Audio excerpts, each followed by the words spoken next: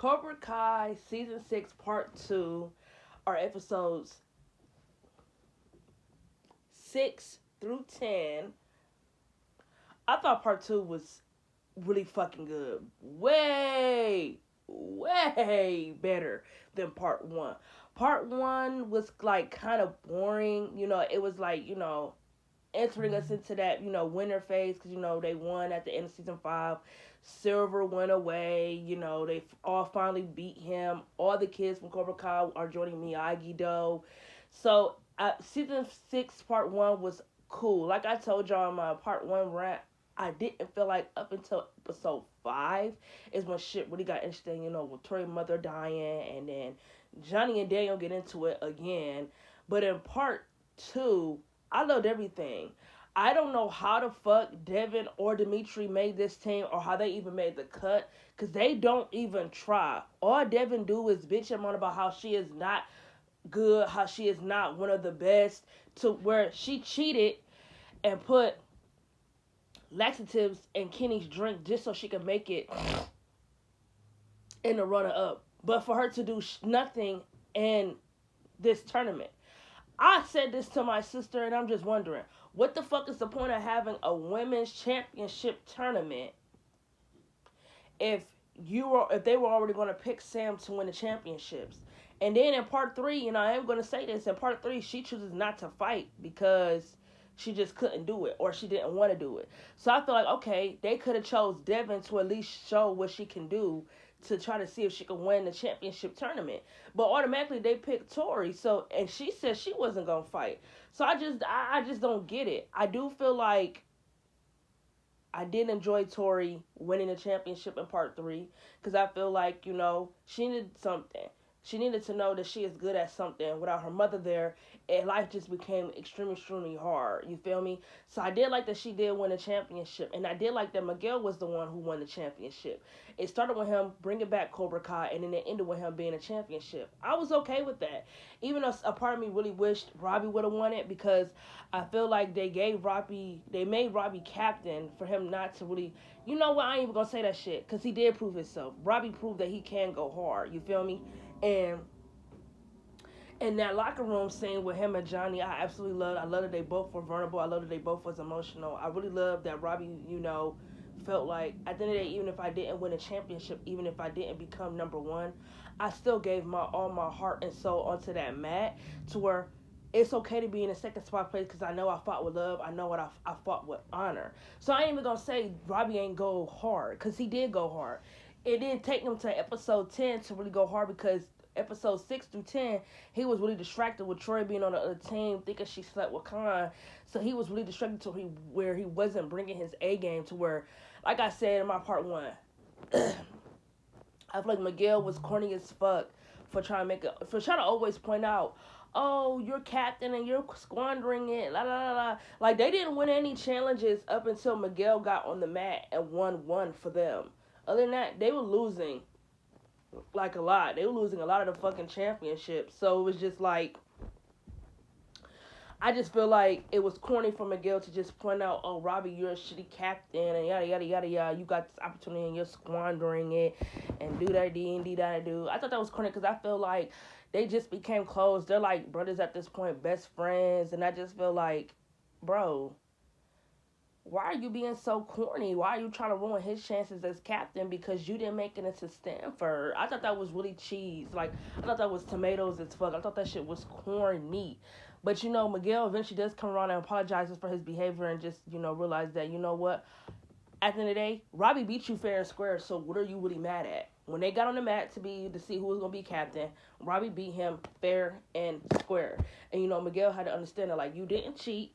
It wasn't no fuck shit for the win. You beat me fair and square. I just don't know why I've been so mad, other than I really want to get into college. And without that captain,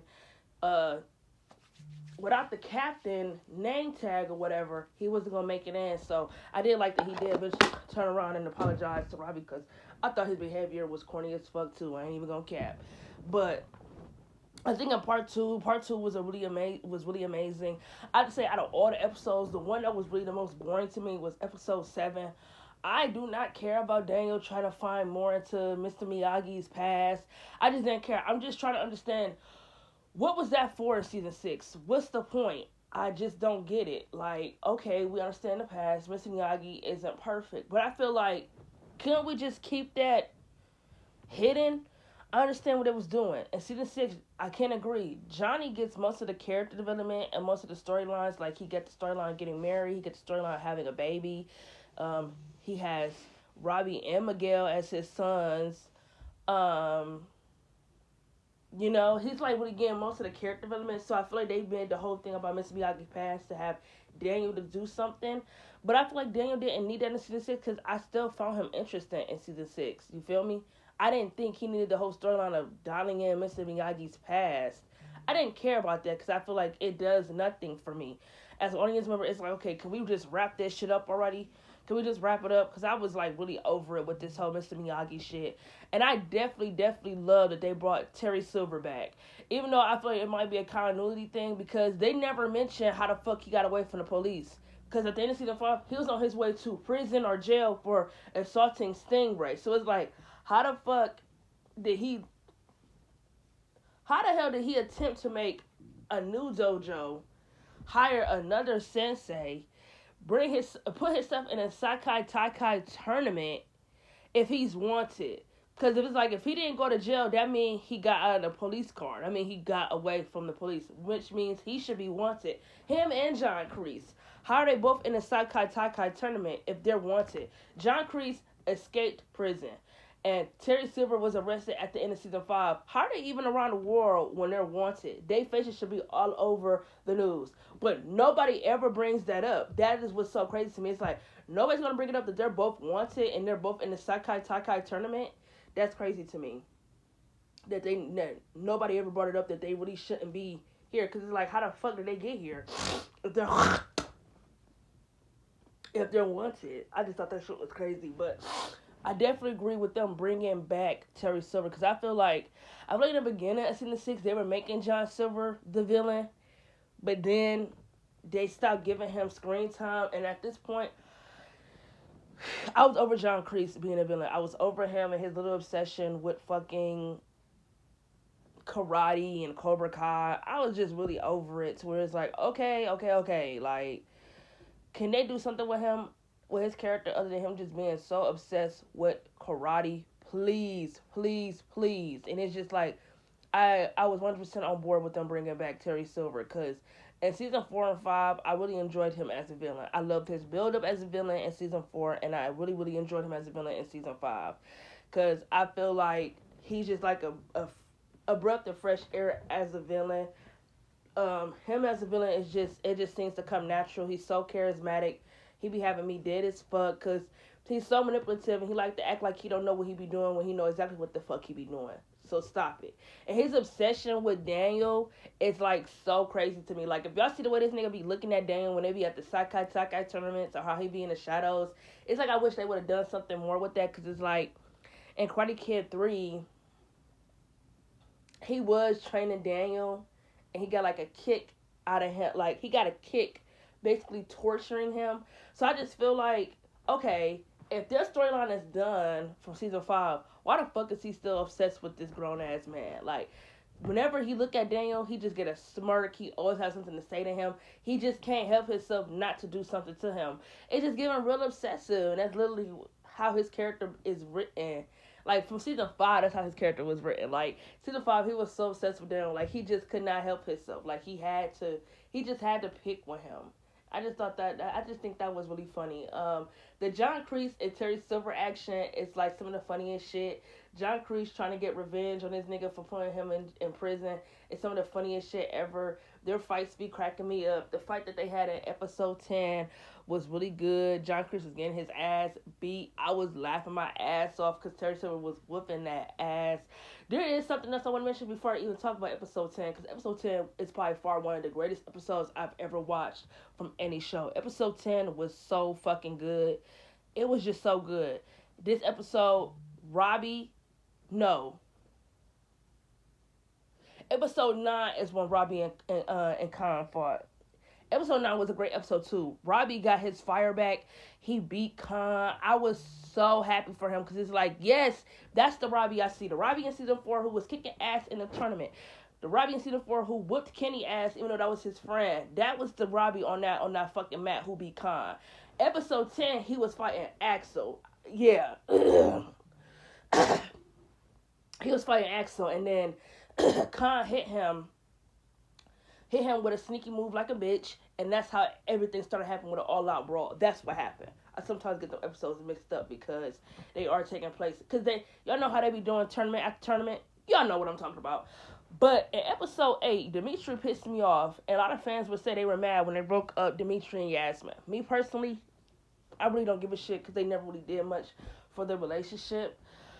But how is Dimitri gonna blame Eli for something that he did? Nigga, you're the one who got up and danced with another bitch, and then your response was that, oh, we're on vacation. Our girlfriends don't need to know. Yes, Hawk was on FaceTime. Yes, and he said, let me show you what's going around because they were in the bar. They was in the club, whatever. And yes, his camera just happens to stop on Dimitri and the girl dancing. First of all, that his girlfriend Moon must be really great at panning out Dimitri because his camera went by so fast. It's not like he went slow. He just went like, ew. And she was like, is that Dimitri? And then he went back, and then that's when Yasmin saw. She saw, he was dancing with another girl. And it's like, Dimitri, you're going to blame Hawk for something that you did. You're the one who was dancing with another girl as if you weren't in a relationship. It had nothing to do with jealousy. It had nothing to do because the girl wanted to dance with you. As soon as she came to the table, Eli said that he had a girlfriend. Period. Dimitri did it. Dimitri didn't mention nothing about having no girlfriend. He said, I thought you would never ask. He got up and went on the floor and started boogieing and getting jiggy like he ain't have no girlfriend. How you gonna blame Hawk for that? Like, Dimitri is like so fucking annoying. Like, season 6, he just was annoying the fuck out of me. All he talked about was MIT, and then try to blame Hawk for not wanting to go to school with him. Like, when he literally just said, we've been talking about going to MIT since we've been, like, in fucking kindergarten. And like Hawk said, when I went to the other college, it just made me realize there's a whole life out there, a whole life full of schools. Why should I just put my egg in one basket for one school? Why would I go to that school if I don't really want to go to it? I'm wasting money, tuition, scholarships. I'm wasting a lot of money that I cannot get back for going to the school that I don't even want to go to. Like, oh, Dimitri is just annoying as fuck. Like, so annoying. Hawk does nothing this season. He is like a solidified background character, and that really bothers me because I feel like from seasons, basically, honestly, I'm gonna say since season 1 through 4, he was really like a main character. 5 and 6 put him in the background, and I do not like that. Like, they put him in the background, like he's like background character status, and that shit really bothers me. Like, that's just irritating as fuck to me. But episode 10 is one of the greatest episodes I've ever witnessed in any TV show I've ever watched. Episode 10, everybody was scrapping. Everybody was sitting 10 toes down, getting they shit in. I loved it. I loved that. Like, my favorite finales and Cobra Kai is when they be doing all out brawls. Season 2, Season 3, Season 5. Like, them seasons they was doing all out brawls, and I fucking love it. Like, I love that. I fucking love that they love to do all out brawls. It's like the best thing ever. Like, season 10, everyone was getting in the field. Like I said, Robbie was fighting Axel, and then, he pushed Robbie over there to the Cobra Kai and caught him with a sneak punch. And then, Robbie called him a bitch because he sneaked them. And then everybody started getting in the field. Everybody just started working. Everybody was fighting. Senseis, Johnny Crease, Terry Silver. Everybody was getting in the field. I fucking loved it. And then at the end, Khan dies. Because he picked the night that John Kreese dropped that he planned on killing Terry Silver with. When he tried to kill Axel with it, they both did like a high jump kick in the air, and the way his body twisted, he landed on the knife into his midsection of his stomach, and he ended up dying. I thought that was like a really good ass finale to stop on. I had goosebumps raising on my arms. I was like, holy shit, a kid dies in the tournament? That shit was insane. That shit was crazy. So yeah, I'm giving part 2 a 10 out of 10. I don't even know what I gave part 1. If I didn't give it a grade, I'm going to give part 1 a 5 out of 10. And because I'm going to give it a 5 out of 10 is because episode 5 was a really good episode. And it kind of saved me because I was gonna stop watching part one. I just skipped this part two because part one wasn't doing nothing for me.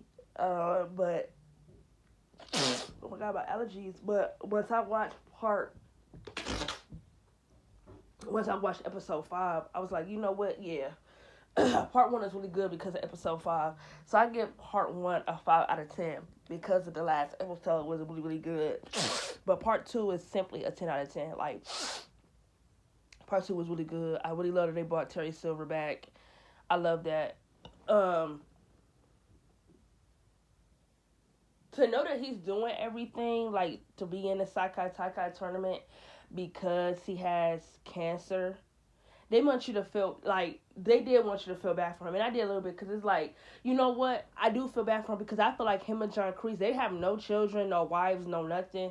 Their whole lives have been wrapped around karate to where it's like they don't have no lives. They didn't try to make a life outside of karate, and that's kind of sad that all the years they've been living on this planet, y'all got no children, no wife. Y'all like lonely as fuck. No wonder why y'all want to come back and destroy people's lives because y'all miserable as fuck. So it's like, yeah, in that scene when he was in the bathroom, having a flashback when he went to the hospital, and they wanted you to feel bad for him because it's like karate is all he has because he has no children, no wife, and that's kind of fuck. It's like sad for real because it's like you and John Kreese, y'all whole lives has been around karate to where once y'all got older, y'all still made that y'all whole lives to where y'all didn't try to live normal. You feel me? It's like, ugh. But I enjoy Terry Silver as a villain. He's a 10 out of 10 villain for me. He's one of my favorite villains in TV because, like I said, I like that he's charismatic as hell and he funny as fuck. He be cracking me up because he talk a lot of shit. But yeah, I really enjoy part two. Part two is a 10 out of 10. I'm on the last episode for part three. Once that's done, I will be on here giving my review about part three. But I do have some new videos coming out. I still got my Breaking Bad video I need to do. That will be done once I am all done with Cobra Kai. I'll be doing my Breaking Bad video on why I feel like not necessarily why I think the show is better than Sopranos, but why I just think the show is good all around. I'm gonna give my won't be a long review. I'm gonna keep it short and sweet and just talk about the important shit on why I think it's a really good show and why I think people should really watch it. I don't know why people are sleeping on it, and then I will also explain why I think it's better than Sopranos. Because for the longest time, Sopranos was my number one show after I watched it, but once I watched Breaking Bad became my number one show because I saw some of the things Breaking Bad did in their show that Sopranos didn't do and that the Sopranos could have done. You feel me?